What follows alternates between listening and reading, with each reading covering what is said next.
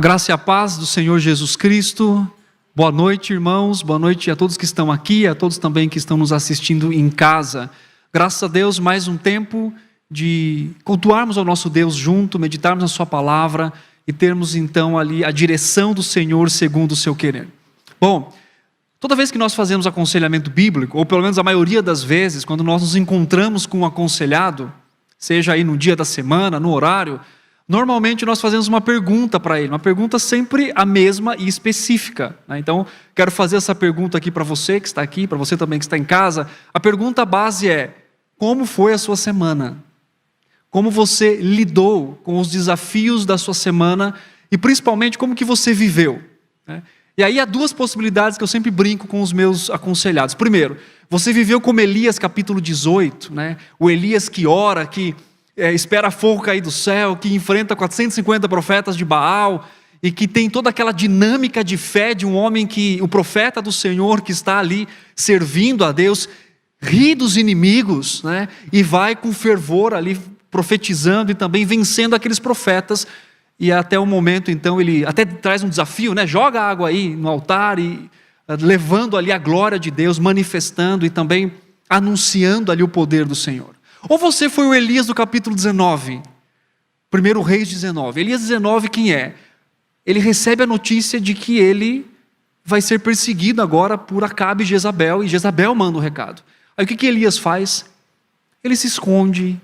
Aquele homem que enfrenta 450 profetas de Baal com o seu moço, agora ele está com medo, ele está acuado, ele vai para o deserto, ele deixa o discipulado, né? Deixa o serviço, e ele vai. E é interessante que a ênfase do texto ali de 1 Reis diz assim: e Elias a si mesmo se foi ao deserto, né? A ênfase do autor bíblico em deixar claro que aquele profeta que andava por direção do Senhor, agora ele toma uma decisão particular, porque ele então vai ao deserto com medo do que poderia acontecer com a sua vida. A minha pergunta é: como foi a sua semana?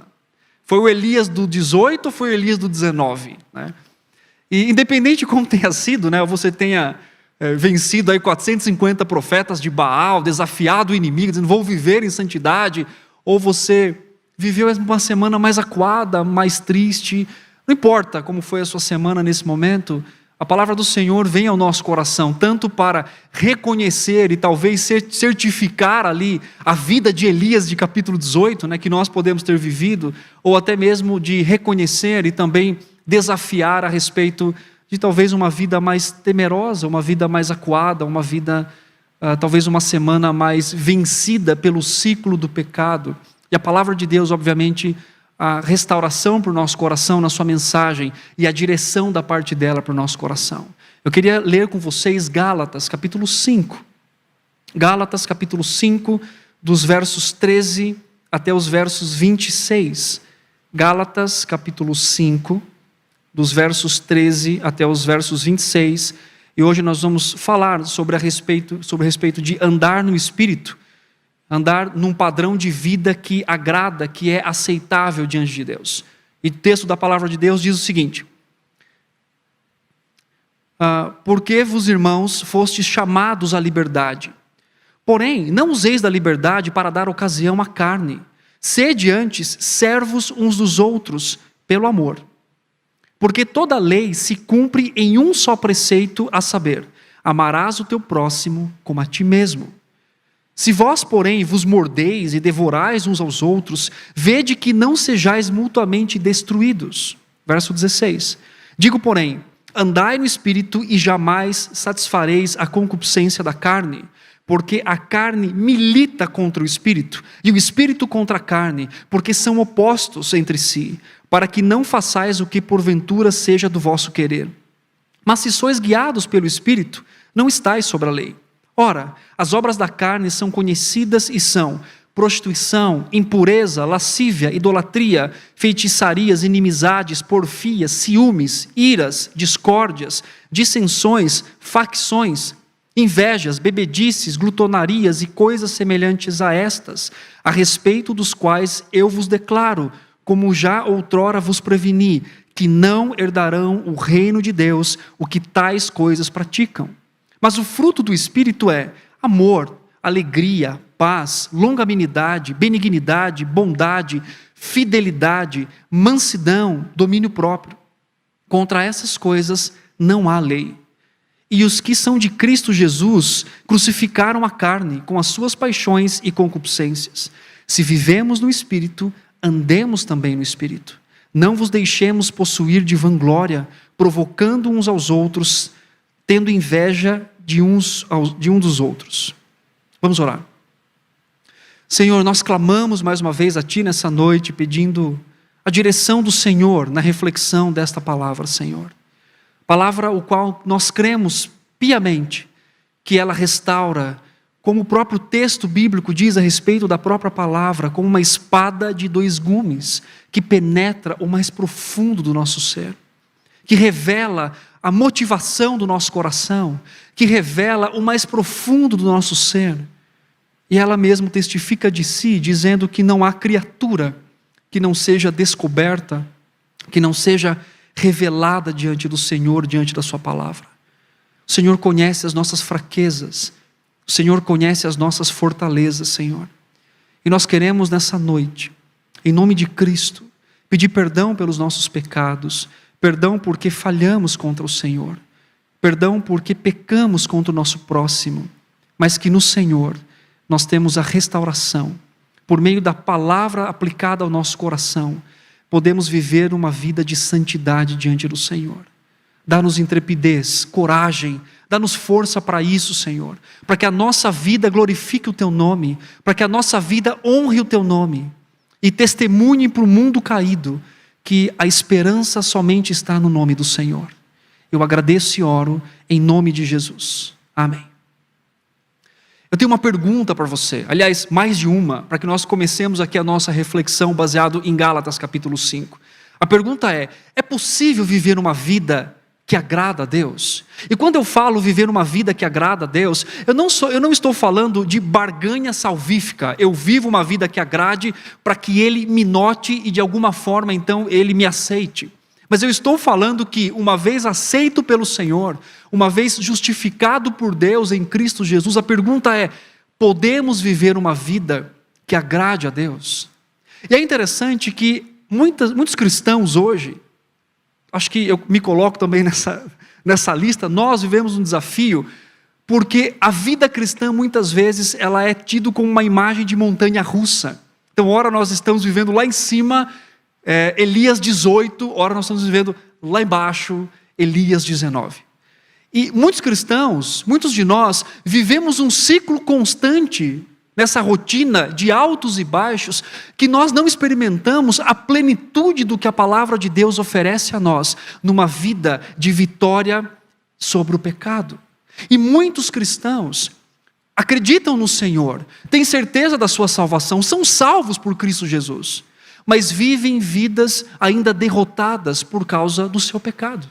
Por causa desse ciclo constante na vida pecaminosa, onde vivem momentos de devoção, vivem momentos espirituais, experiências com o Senhor pontuais na sua vida, mas na outra semana experimentam decadência espiritual, porque estão constantemente vivendo com o seu pecado. Devido ao enfrentamento referente ao pecado, muitas vezes nos conformamos com essa vida, não é verdade? Muitas vezes nos conformamos em viver uma vida de montanha-russa, porque entendemos que estamos no mundo caído, lidamos com o nosso pecado, lidamos com o nosso coração, então pensamos assim, eu acho que esse é o padrão, eu acho que isso é o que deve ser vivido. E aí nós não nos atentamos à palavra de Deus, que nos convida, que nos convoca a viver uma vida de andar direcionado e guiado pelo Espírito Santo de Deus, uma vida vitoriosa. Hoje nós podemos e vivemos, e falamos aí muitas coisas de vida vitoriosa, mas as Escrituras mostram, esse lado da vida vitoriosa, não colocando bens ou coisas superficiais, mas a vida vitoriosa descrita pelas Escrituras é uma vida que vence o pecado e que glorifica a Deus. Uma vida que entende a realidade da luta que se há entre o bem e o mal, entre a nossa carne e o Espírito do Senhor, mas que a realidade é de vitória, porque nós temos a ação do Senhor a nós.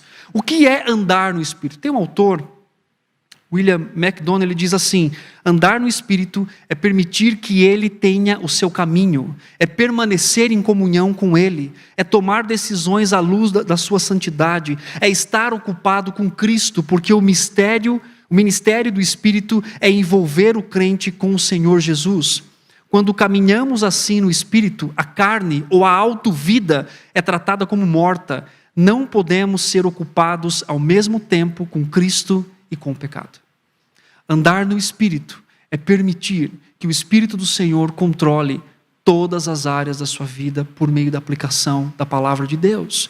E Paulo, ele traz uma urgência que afeta o nosso coração, que toma o nosso coração para convencer esses irmãos, aos Gálatas, a viverem uma vida no Espírito, ou andar no Espírito, que também nos convoca hoje. As duas considerações que o apóstolo Paulo faz, trazendo a urgência de se pensar assim, a urgência de se tomar essa nova vida em Cristo como realidade e verdade, para que nós vivamos dessa forma, está tanto no verso 17 a 18, quando ele fala que nós somos um soldado em uma guerra espiritual. O verso 17 fala assim: porque a carne milita contra o Espírito. Nós estamos todos os dias, e essa é a urgência que Paulo nos chama, todos os dias lutando contra a nossa carne, contra o mundo caído e contra Satanás. A realidade de Efésios capítulo 6. A segunda urgência que o apóstolo Paulo coloca para nos trazer e nos chamar essa reflexão para andar no Espírito é que você é um cidadão do reino de Deus. O verso 19 a 21 diz: ora, as obras da carne são conhecidas e são prostituição, e ele faz aquela lista que nós já lemos, e o versículo 21, ele mostra que há oposição nos outros versículos entre uma vida que vive constantemente na carne e uma vida que vive constantemente no Espírito. Então ter este diálogo, ter esta conversa, ter esse desafio para o nosso coração é emergencial, porque isso reflete a nossa fé no Senhor. E o que o apóstolo Paulo diz aqui é a urgência em pensar assim, porque nós estamos numa luta, estamos numa guerra constantemente. E você há de concordar comigo, você que está em casa, é cansativo muitas vezes. Às vezes eu vejo os aconselhados chegarem na semana dizendo: pastor, foi tão difícil lutar contra a pornografia. Eu estou exausto. E é exatamente isso. A luta envolve tudo o que somos, a nível de coração, para que nós então lidemos com esse pecado. É difícil muitas vezes acordar de manhã e dizer: vou viver no mundo caído. Vou ser tentado, vou ser convidado aos banquetes do mundo e dizer: mas eu estou firme. E muitos de nós, infelizmente, perdemos a noção de que estamos numa luta constante e de que tudo que está à nossa volta pode nos influenciar a uma vida de pecado, não determinantemente, porque o pecado está no nosso coração. Nesse sentido, nós temos a natureza, mas numa dinâmica do coração, nós podemos ser influenciados por aquilo que vivemos. E também resgatar a urgência de que nós não somos daqui nesse sentido, nós não pertencemos a este sistema. Nós estamos vivendo todos os dias de forma contrária a um sistema mundano, a um sistema caído, aonde quer abraçar as nossas crianças, os nossos adolescentes, os jovens, a nossa própria vida. Então, meus irmãos, a urgência em andar no Espírito, porque o Senhor nos dá isso na sua palavra, e esses dois motivos que o apóstolo Paulo, ele levanta para esses irmãos, para trazer essa realidade. Mas o apóstolo Paulo, ele não só faz isso, ele traz algumas lições importantes para nós nesse texto, nos desafiando e nos mostrando o caminho de como nós podemos andar ou viver uma vida no Espírito.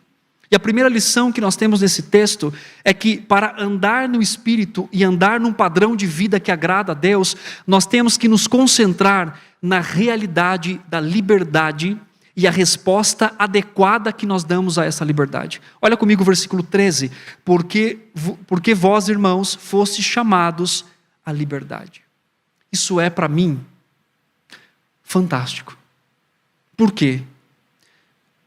A ideia do ciclo do pecado traz uma ideia de dependência, traz uma ideia de identidade. Você precisa praticar esse pecado, diz o pecado ao nosso coração, porque você necessita dele como pessoa, você se identifica com ele. E o que o texto está dizendo para nós é que a verdade do Evangelho é que o que Cristo nos deu por meio da sua obra é a liberdade. E isso é restaurador. É olhar para a nossa vida e concentrar que eu posso responder diferentemente. Hoje eu fiz um atendimento de um jovem, durante anos, 9 anos, preso na pornografia. E quando se chega ali diz, eu estou preso nisso. Mas a boa notícia do Evangelho é, existe algo para o seu coração. Qual que é a esperança? Você é livre. Você não precisa viver no ciclo constante de qualquer pecado que você está lidando. O mundo usa nomes, vício, enfim, várias coisas. As Escrituras usam nome como pecado, ela nomeia corretamente.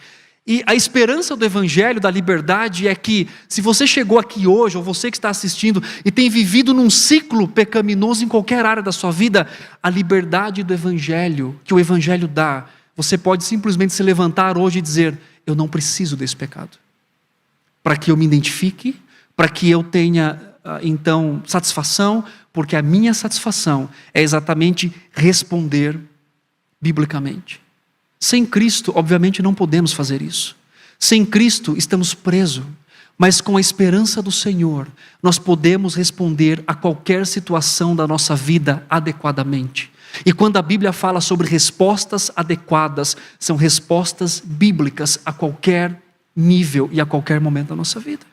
Um conflito no casamento, constante, você pode responder biblicamente a esses ciclos de conflitos.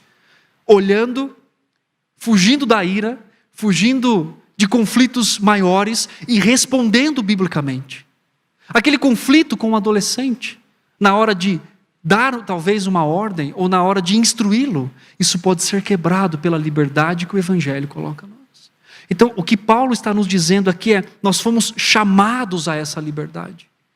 E essa liberdade traz a nós o privilégio de vivermos uma vida em santidade diante do Senhor, mesmo diante de um mundo caído. Deus quer que nós nos vejamos como livres, e não uma liberdade a partir do nosso próprio coração, mas uma liberdade naquilo que o Senhor fez por nós.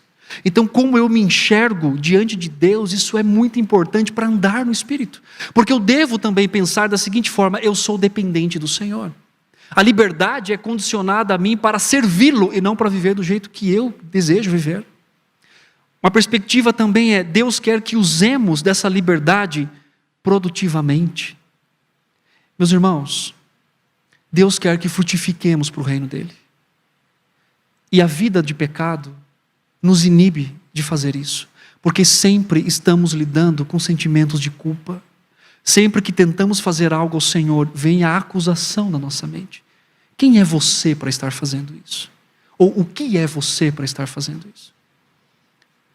Mas a ideia da liberdade que o Senhor nos traz pelo Evangelho faz com que nós frutifiquemos primeiro apoiado na obra de Cristo e consequentemente tratando a nossa culpa em o nosso coração, para que nós então frutifiquemos para o reino de Deus.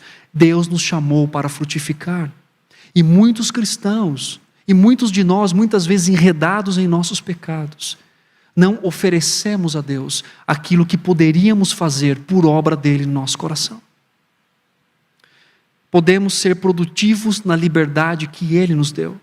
Uma outra verdade nesse texto sobre andar no Espírito é que nós devemos tanto nos concentrar na realidade da liberdade, mas também devemos nos concentrar na realidade que o Espírito vence a carne. Sempre, quando nós nos apoiamos no Senhor e tomamos essa verdade. O verso 16 diz assim, digo porém, andai pelo Espírito, ou no Espírito, e não a vez de cumprir, ou não vai satisfazer a concupiscência da carne. A grande verdade é que a vida no Espírito, ou andar no Espírito, nos dá a grande esperança de vencermos qualquer pecado que estejamos lidando. E não é aquela luta onde eu coloco todas as minhas forças, e aí no final eu digo, olha, eu tentei até o final, mas não deu certo. Mas é uma luta que nós temos a perspectiva da vitória em independência da ação do Senhor em nós. E isso envolve também um elemento importante que é fé. O apóstolo Pedro diz, na sua segunda carta, no capítulo 1, versículo 3, que Deus nos deu todas as coisas que precisamos para andar em conhecimento em Cristo, para obter conhecimento em Cristo, para andarmos diante de uma vida piedosa ou andarmos piedosamente. A orientação por meio da palavra aplicada ao nosso coração nos leva à certeza de termos vitória sobre qualquer tipo de pecado que estejamos lidando, e vitória no meio de um mundo caído. Embora a oposição seja muito grande, porque existe uma luta contra, mas, meus irmãos, quem é mais forte? O Espírito do Senhor ou a carne? É claro que é o Espírito do Senhor. E o ministério do Espírito nesse trabalho, ele intercede por nós, ele nos enche, ele nos faz entender a adoção como filhos, ele nos orienta aplicando a palavra de Deus. Então, todos os recursos que o Senhor nos deu, para que possamos então andar vitoriosamente numa vida que agrade a Deus, por meio do seu Espírito. Um terceiro ensinamento desse texto, para andar no Espírito, para viver uma vida num padrão agradável a Deus, é concentrar-se na evidência da carne. Eu me concentro na evidência da vitória do Espírito, como verdade, mas eu também me concentro na realidade de que existe uma luta. E o texto do versículo 19 diz assim: ora, as obras da carne são conhecidas e são prostituição, impureza, lascívia e mais uma lista. Aqui há 15 itens e basicamente dividido em 3 categorias: sexualidade, religião e relações humanas. É a lista que o apóstolo Paulo faz. Lembre-se que a lista apresentada, obviamente, não é um texto exaustivo, que está ali tudo. Mas a ideia de se concentrar-se na realidade das evidências da carne é: existe uma luta e devemos confrontar o nosso coração todos os dias. E é interessante que, ao viver uma vida no pecado, muitas pessoas caminham com isso muito tempo. Como eu disse, nós atendemos casos de pessoas presas em seus pecados há mais de 30 anos. Imagine 30 anos preso numa pornografia. Foi mais, 35 anos, preso em uma dor, preso numa falta de perdão. Há 35 anos preso em pecados ou até mais tempo. E muitas vezes aprende-se a conviver com aquilo e efetivamente não confronta mais o coração. Ou quando é confrontado, não se leva num nível de mudança, porque simplesmente chora por aquele pecado, mas não toma um posicionamento de agir com radicalidade com aquele pecado. Existe a realidade das obras da carne e devemos cuidar do nosso coração. Devemos estar atentos, como quando chamados e tentados. E lembrando também, segundo Paulo, 1 Coríntios 10, 13, Deus não nos permite sermos tentados além do que podemos suportar, mas Ele ainda nos dá o escape em meio a esse processo de convite ao pecado. Existe essa realidade. Uma quarta lição desse texto, para andar no Espírito, devemos nos concentrar em ver as evidências do Espírito também. Versículo 22 diz assim: mas o fruto do Espírito é amor, alegria, paz, longanimidade. E aí então se tem a lista daquilo que o apóstolo Paulo coloca aqui. Eu ando no Espírito quando o alvo da minha vida é manifestar também a obra ou o fruto do Espírito Santo. E é isso que devemos buscar. Devemos termos aqui a lista, devemos ser mansos, devemos ter domínio próprio, devemos ser benignos, bondosos, fiéis. É o fruto que o Espírito coloca. Andar no Espírito é buscar também uma vida que reflita isso, por meio da resposta que o Senhor já nos deu, nos salvando e nos trazendo esse desafio. É avaliar o pecado quando eu estou caindo nele, mas também confrontar o coração se eu tenho falhado em evidenciar na minha vida o fruto do Espírito Santo, para que eu possa testemunhar da obra de Cristo. Um último elemento para andar no Espírito, que Paulo nos coloca aqui, é concentrar-se na motivação real para andar no Espírito. Os versos 24 e 26 diz assim: e os que são de Cristo crucificaram a carne com as suas paixões e concupiscências. Se vivemos no Espírito, andemos também no Espírito. Não nos deixemos possuir de vanglória, provocando uns aos outros, tendo inveja uns dos outros. Concentrar-se na motivação correta. A minha pergunta para você é: o que te motiva a buscar a Deus? O que te motiva a buscar santidade? O que te motiva a viver diante do Senhor? O autor Jerry Bridges, ele define uma motivação adequada e correta para a busca de uma piedade em 3 pilares. Ele diz que a piedade é manifestada, uma vida piedosa, ela se manifesta por aquilo que nós mais amamos, mais desejamos e mais tememos. Então, se o alvo do nosso amor, se o alvo do nosso temor, se o alvo dos nossos desejos forem o Senhor, a motivação correta do nosso coração é andar no Espírito, muito mais pelo sentimento de culpa ou de não ser um cristão padrão, mas é um sentimento de desejo intenso por aquele que deu a sua vida por mim. O apóstolo Paulo enfatiza que aqueles que pertencem a Cristo, se vivemos pelo Espírito, andemos também pelo Espírito. O Espírito de Deus, ele habita nos eleitos e salvos do Senhor. E ele não só habita ali, mas ele nos capacita a vivermos uma vida piedosa diante do Senhor. Para concluirmos aqui, uma coisa importante: o chamado de Deus é claro.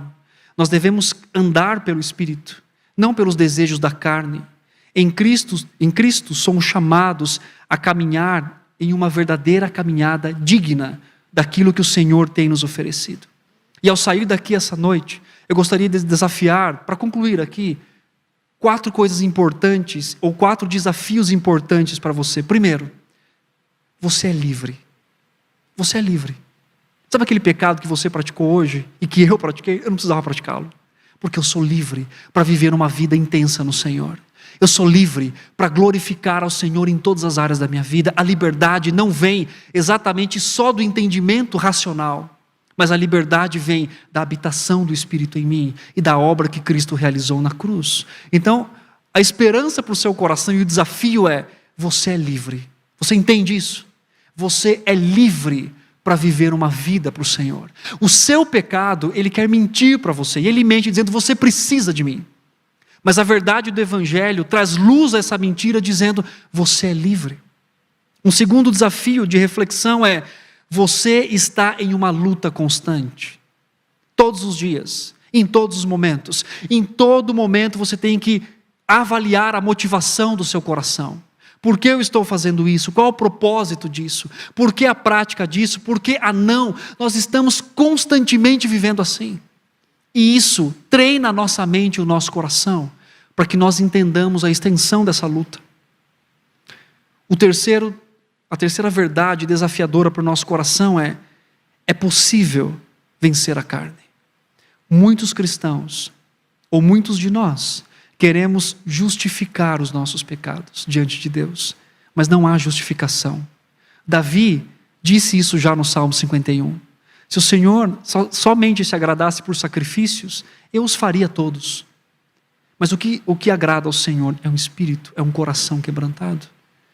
A verdade do Evangelho para nós é possível vencermos qualquer pecado com o qual eu e você lidamos hoje.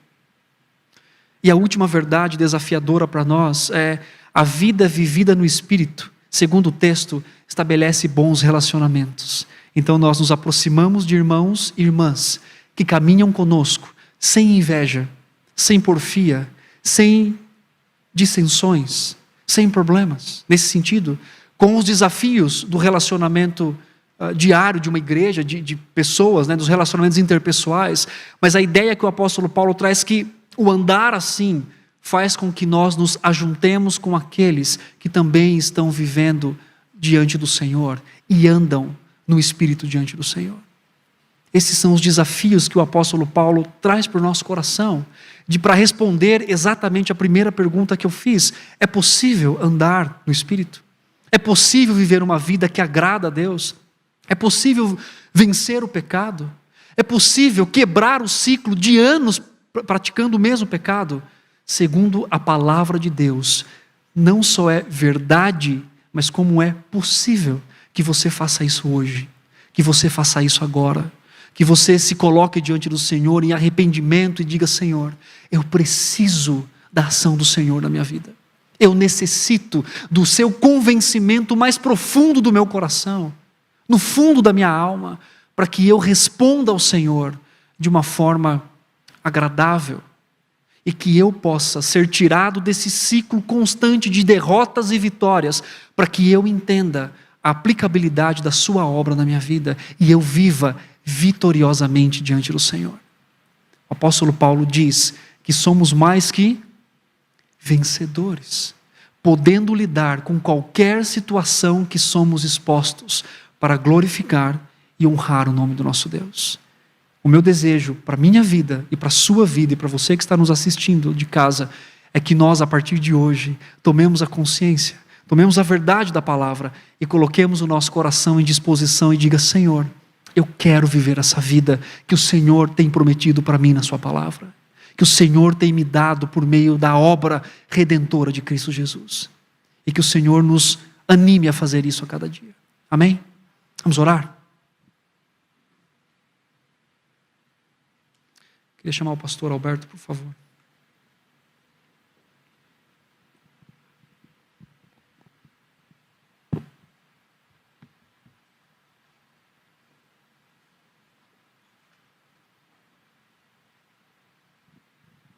Oremos, queridos. Senhor, nós estamos diante de Ti e com corações quebrantados, ó Deus, te pedimos que o Senhor Deus faça algo novo em nossas vidas nessa noite, em resposta à pregação da Tua palavra.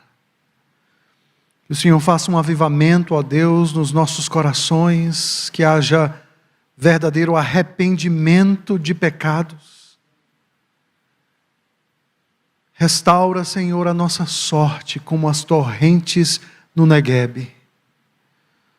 Pai amado, o Senhor conhece muito bem as nossas lutas mais profundas, as nossas lutas pessoais. Nós te pedimos que o Senhor nos ajude a dar passos de mudança, olhando para Cristo, o autor e consumador da nossa fé. Enche-nos, ó Deus, com Teu Santo Espírito.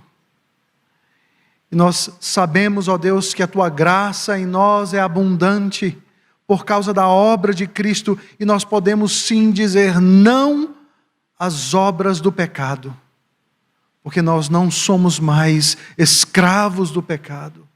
E no poder do Teu Santo Espírito,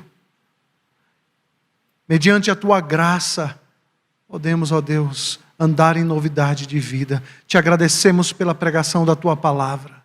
Renova-nos, ó Deus. Restaura aqueles que estão nesta noite em seus lares, aflitos, angustiados, amanietados pelo pecado.